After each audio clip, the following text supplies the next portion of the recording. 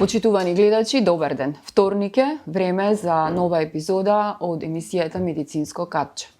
Утрово зборуваме за деформитетите на рбетниот столб. Според последните податоци од Светската здравствена организација, деформитетите на долниот дел од рбетниот столб кај возрастната популација достигнуваат цели 80%. На оваа тема утрово зборуваме со доктор Рената Божинкочева, специјалист фезијатар од приватната болница Аџибадем Систина. Докторка, добар ден. Добар ден. Најавив за што ќе биде денес тема на денешната емисија, тоа се деформитетите на рбетниот столб кај возрастната популација. Ајде најпрво да дадеме еден вовед од каде се јавуваат, дали мажите или жените се најзасегнати од целата ситуација и што се треба да направиме за да се заштитиме на некој начин. Вака се договаравме околу темата, ја одбравме би рекла малку непопуларна тема, непопуларна, меѓутоа да, меѓутоа е реална. Физијатрите, ортопедите, од аспект што знаете, тоа е една состојба искривување на деформитетот кај возрастните пациенти, која што реално во пракса не можеме да постигнеме голем ефект. Така. Значи, не можеме да делуваме на рбетот за да го исправиме. Тоа е една дефинитивна состојба. Туку со одредени физикални процедури, методи, терапевски вежби да делуваме, да ја олесниме хроничната болка, да го подобриме квалитетот на живот на пациентот и да делуваме на самиот човек, на самиот пациент малку советодавно, така. Како понатаму да ја одржува состојбата, како да функционира во текот на денот, бидејќи тоа е една состојба која што најмногу зависи од самите нас, колку ние ќе вложиме во себе, за понатаму да се поштедиме од нелагодност, од хронична болка, од замор, од една спастична состојба на мускулатурата. Едноставно самите ние колку ќе вложиме во подоцнежните години, така, да функционираме многу полесно. Дали причините треба да ги бараме во начинот на живот? Дали колку е тука седењето, бидејќи 90% од работите, освен нели кај физичките работници, и тука има искривување, меѓутоа претпоставувам дека се од некоја друга гледна точка. Кои се причините за ваквата состојба, бидејќи 80% е сепак една сериозна бројка? Да, голем е процентот, значи ние тоа го гледаме и во нашите ординации. Од самите пациенти, значи може слободно да кажам дека може не секој втор, ама секој трет пациент што ќе влезе на самата рентген снимка веќе гледаме кај некој поблаго искривување, незначително, ама кај некој и значително изразено искривување на рбетниот столб. Една од карактеристиките е тоа што искривувањето на рбетот и во детската возраст и во подоцнежните години повеќе ги афектира жените, значи женската популација. Тука се предиспозициите во детската возраст и самата генетика, забрзаниот раст и развој, значи тоа се пикови во таа детска и рана адолесцентна возраст кога се јавуваат тие првични искривувања, нели тогаш има насоки и во училиштата, кога се прават систематските прегледи и на родителите, и матичните доктори, секогаш ги прегледуваат децата, го гледаат нивниот рбетен столб, карлицата, држењето на телото и од тука почнуваат првите проблеми. Значи, ако во детска возраст не се санира тоа искривување, таа сколиоза, тоа продолжува и понатаму. Сега, во тие години, кога сме нели најенергични и најмногу активни, самото тело, самиот организам е навикнат и ги компензира самото искривување и не чувствуваме ни болка, ни некоја нелагодност, значи ние функционираме. Веќе после 40-та година се јавуваат и првите симптоми. Ајде, кога сме тука кај симптомите, да кажеме кои се симптомите и кога пациентите ваши доаѓаат на лекар. Дали доаѓаат на време или откако веќе болката ќе стане? Некои одредени симптоми немаме. Значи, освен таа хронична болка што ја чувствуваат, не можеме ние да кажеме дека ќе го видите тој симптом, ќе го забележите, да речеме, во огледало и ќе дојдете кај нас, ќе се јавите на преглед. Јас, например, сум имала пациенти кои што ќе се појават од врата, се баш онака исправени, имаат добро држење на телото, кога ќе се види рентген снимката, не можеш да поверуваш дали е тоа вистина особата што седи спроти вас и незиниот трбет. И веќе кога ќе дојдеме во делот на прегледот, кога ќе ја соблечеме пациентката, веќе си се гледа. Значи, тука секој од нас може да примети дали несразмерно поставена карлица. Така. Едната страна повисока, другата пониска. Лопатките, исто и тука, рамениците. Значи, тоа се некои насоки што треба да се ги приметиме самите ние или некој од страна, да знаеме дека имаме искривување на ребетот. Ама кај дел од пациентите тоа не е видливо, не е воочливо со голо око и тоа го регистрираме на рентген снимките. Сега, друг момент е тоа што ние доаѓаме со друг проблем кај пациентиве од овој тип, бидејќи, знаете, во детската возраст може поедноставно преку игра, преку групни вежби, да ги убедиме дечињата да соработуваат, да вежбат, да ги прават сите тие вежби кај нив, ги праќаме во соодветни установи каде што работат исклучиво терапевти со таа популација, значи со таа возрастна група. Се работат шротовата метода, најчесто се користи во исправување на рабетниот столб. Ако не даде резултат или ако тој агол на искривување е доста голем, тогаш се ординираат и корсети. Но во возрастната популација тоа ние не можеме да го направиме. Значи немаме никаква поента после 18-20 година да ординираме корсет кај возрастна особа, веќе е завршени фазата на раст и развој, веќе е тоа дефинирана коскена структура, завршен растот на мускулите и не очекуваме никакво подобрување ако ние го ординираме тој корсет.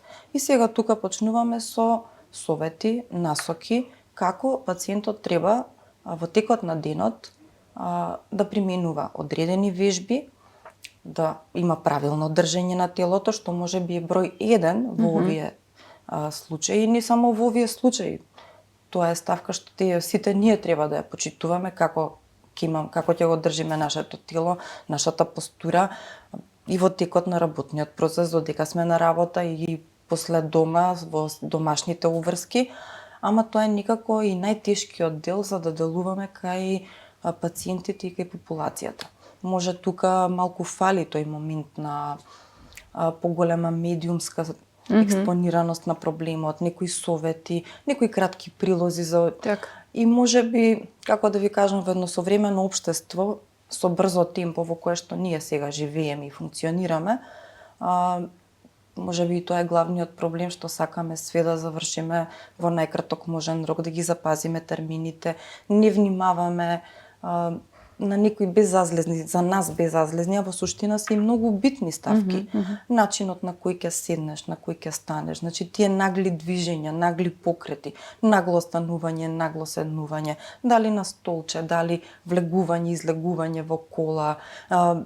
Цело време сме со некој од апаратуриве, дали е тоа лаптоп, мобилен телефон, тоа цело време сме во една принудна положба, пишуваш, гледаш, разговараш и така да имаме доста влијание од околината, од секојдневните уврски кои што делуваат на ребетот и допринесуваат постепено тој да трпи одредени промени. Кога ќе дојдат на преглед, очекуваат ли дека ќе ја тргнете болката со некое магично стапче и колку третмани им се потребни за да може барем да им ги олеснат болките? Колку тука вие како лекар можете да помогнете? Добро, физикалната медицина има ефект во третманот на овие хронични состојби, на таа хронична болка. Може би не онолкав колку што очекуваат пациентите, и тоа е секогаш, значи никогаш нема да ги задоволиме. Мал е процентот што реално ќе бидат веќе задоволни по завршена физикална терапија. Ама мојот совет кај нив е дека да, ние ќе направиме 10-15 терапии, ќе ги вклучиме физикалните процедури, дали е тоа лазеромагнетотерапија, електропроцедурите, масажите. И во тие 10-15 терапии ќе подобриме циркулација, ќе делуваме антиинфламаторно, аналгетски на целата состојба. Но сепак ние мора да прифатиме дека 10 до 15 минути во текот на денот, она што не учеле уште кога сме биле во предшколска возраст, да кога ќе се разбудиме наутро, да направиме едноставни вежби, да се размрдаме, да се истегнеме, дека кога ние нема да се вратиме на тој почеток, никогаш нема да го добиеме ефектот што сакаме да го имаме, да функционираме во текот на денот без болка. И тука ние се соочуваме со потешкоти кај дел од пациентите, бидејќи еве сега од пракса. Ние се соочуваме со пациенти кои ги делиме на две категории. Значи имаме пациенти кои што се екстремно активни, спортски активни, и пациенти што не се активни. И сега е тешко да сработуваш и со едните и со другите. Кај овие што се спортски активни, не можеме да докажеме и укажеме дека се е во ред со спортската активност. Но секогаш треба нешто што го правиме да знаеме зошто го работиме, што сакаме да постигнеме и кој е ефектот од тоа, дали го добиваме тој ефект од таа спортска активност. Ние имаме популација, значи од 20 до 60 години, која што од понеделник до недела има секој ден некаква спортска активност и неколку спортски активности, теретана, па играње фудбал со колеги, други групни активности, пешачење, планинарење. Значи не можеме ние да го оптеретуваме до тој степен телото и организмот и толку да се истоштуваме. Ние треба да имаме секојдневна активност од пола час. Или ако не вежбаме секој ден, ако е тоа, например, 3 до 4 пати во неделата, некој 60 до 75 минути, што е сосема доволно за да имаме едно убаво држање на телото, еден убав тонус на мускулатурата и една континуирана циркулаторна оспособеност и ослободување на мускулите од спазм. И тука, например, со тие пациенти тешко доаѓаме до соработка, бидејќи тие се убедени дека нив тоа им треба и дека они единствено така функционираат во текот на денот. Друг проблем кај нив се јавува и тоа што многу од нив работат со големи тежини во теретаните. Тоа е исто голем проблем, особено за работот. Ние даваме насоки дека не треба толку да се користат тежините, во ред е одредена тежина, си има, нели, од сопствената тежина, колку ние треба да пресметаме да работиме во теретана со одредена тежина, кога ќе почувствуваат притисок, дали на самиот трбет, дали во некој од зглобовите, дека тука треба да се престане. Значи нешто или се прави неправилно, значи нешто се изведува неправилно, или нешто не му годи на нашето тело и тука веќе не треба да инсистираме дека треба да ја направиме таа вежба и треба да продолжиме со не знам колку повторувања и колку серии. Сега другава категорија на пациенти што не сакаат да се физички активни, сметаат дека немаат време, немаат сила, немаат енергија, секогаш има, сите се презафатени со домашни уврски, вон домашни уврски. И им кажуваме дека ние не бараме дека треба да се оди на некое специјално место, да се плати членарина некаде. Така. Значи, чисто да имаме една навика наутро, првото станување, пред да станеме. Значи, во самиот кревет ние може да се раздвижиме, да се истегнеме, да извадиме главата, да го истегнеме вратот од рамката на креветот. Пак да застанеме. Па најосновните во училиште што ги правевме вежби, пред да почне часот, само да истегнеме, малку од малку да се раздвижиме, да се размрдаме, циркулаторно да делуваме. Да не бидеме зависни, пошто ние како нација трошиме многу лекови, посебно аналгетици. Значи да не треба нас денот да ни почне со аналгетик. И тука е тој проблем што се нема доволна самокритичност, нели? Едниве не се критични, телото старее, сакале ние или не, мора да прифатиме дека старее. Значи, ако ти на 20 години си можел 2 часа да бидеш во теретана, не можеш и на 50 да бидеш 2 часа во теретана. Може и ќе издржиш физички, кондиционо, да, ама не е дека е здраво по однос на твоето тело, на твојата мускулатура и на твојот коскен систем, скелетен систем.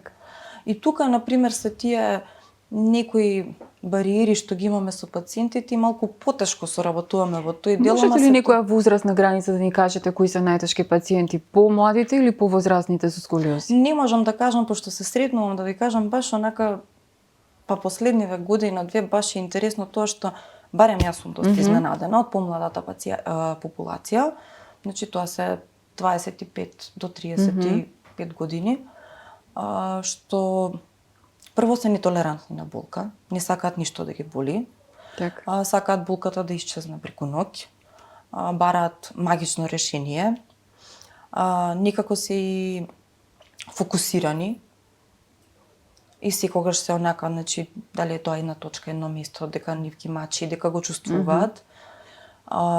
Спремни се што постои во однос на физикалната медицина да се искористи. Така. А кога ќе дојдеме на моментот дека ние све што можело по однос на таа дијагноза да направиме сме направиле и дека сега се очекува од пациентот малку повеќе да раздвижува, малку повеќе да применува вежби, тука веќе наидуваме на едно повлекување дека има страв, дека може пак ќе се јави болката, дека може пак нешто ќе се случи, па да не се повредат. Имаме проблеми со овие информации по социјални медиуми, дека они прочитале ова, виделе тоа. И искрено да ви кажам, реално сум изненадена дека може би повозрастните, да речеме веќе 45, 50, и се поспремни, ако кажеме, например, ќе го завршиме прегледот, ќе направиме контролата, веќе све сме направиле во нашиот дел, на крај ги покажуваме вежбите. И нели, пациентите се спремни, соработуваат, да, ќе продолжам, ќе ги преминувам. Па дури и пациенти од 70 години, најосновните вежби, да речеме, еве за вратниот дел од дрветот, кога ќе им покажеме, ќе ги разгледаат, ќе прашаат, ќе ги направат, па добро ги правам, ќе се консултираат да видиме.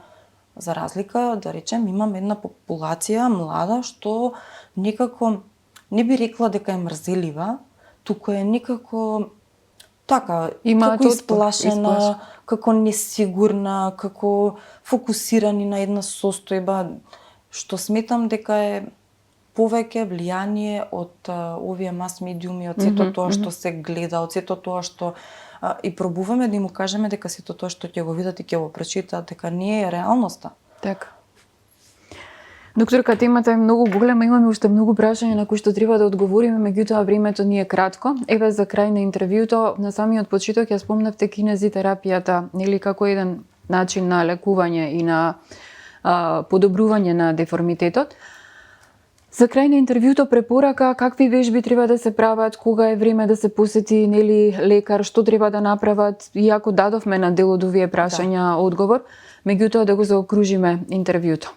Значи, немаме некој посебен тип на вежби. Значи, на пациентите секогаш им даваме, секогаш треба да се истегнува грбната мускулатура. Тоа може да го прават и дома, во домашни услови. Сега, за среќа, еве, и покрикиот имаме реквизити, значи, чиста прошетка, па може на едно вратило да се истегнеме малку, да ја истегнеме мускулатурата, да го почувствуваме рбетот, дека го подейства на гравитацијата, дека се истегнува, да ги осетиме, секој прешлен да го осетиме. Јас ги давам многу често вежбите со медицинските топки, оние пилатес топки. И средна големина, и најголемите. Им кажуваме, купете, пробајте, да видите, па и не мора баш да биде таква. Најобична гумена топка од дечињава што играат. Почувствувајте ве доле на под. Изротирајте ја по самиот трбет, ќе почувствувате колку убаво ќе ви дојде. Не напоменав, значи, дури и респираторните вежби, начинот на кој дишиме е многу битен за ние да ја наполниме плуќата. Кога ќе ја наполниме плуќата, ние го исправуваме рбетот и самите чувствуваме дека правилно функционираме. И тоа се наједноставни вежби, да се истегнеме, да зајакнеме грбна мускулатура, кога сме под стрес, да не сме постојано во грч, пошто ние сме секојдневно во текот на денот под некаков стрес. Најбанален, ама е стрес. Штом го имаме стресот, ние веднаш се грчиме несвесно, сме во некоја згрчена состојба. Автоматски ние веќе самата грбна мускулатура ние во спазам и тој што трпи е рбетот и веќе се јавува болката. Значи тоа се најосновни вежби, најсекојдневни, што каде и да отворат еве на интернет, да си напишат истегнување на грбна мускулатура, зајакнување, значи Може дома на обична простирка да се на подлога да се направат 10 до 15 минути се сосема доволни за да имаме бенефит во текот на целиот ден. Да се почувствуваме релаксирани, да видиме дека може да го истераме денот и без аналгетик. И сега на пример еве баш во нашата болница не знам дали сте виделе, ама делот за физикална, значи ординацијата со терапевтскиот дел се споени со спортскиот центар. И тоа е баш една убава замисла да не секогаш максимално се користат физикалните процедури, туку да се влези во спортскиот дел и таму да се направат вежбите. Докторка, ви благодарам за гостувањето во Слободен печат. Се надевам дека дадовме одговор на најголемите неодговорени прашања и на дилеми кои што ги имаат нашите гледачи и вашите пациенти. Вие, почитувани гледачи, останете со нашата програма, следете го нашето веб издание и секако очекувајте го издавањето на нашиот весник. Ви благодарам за вниманието.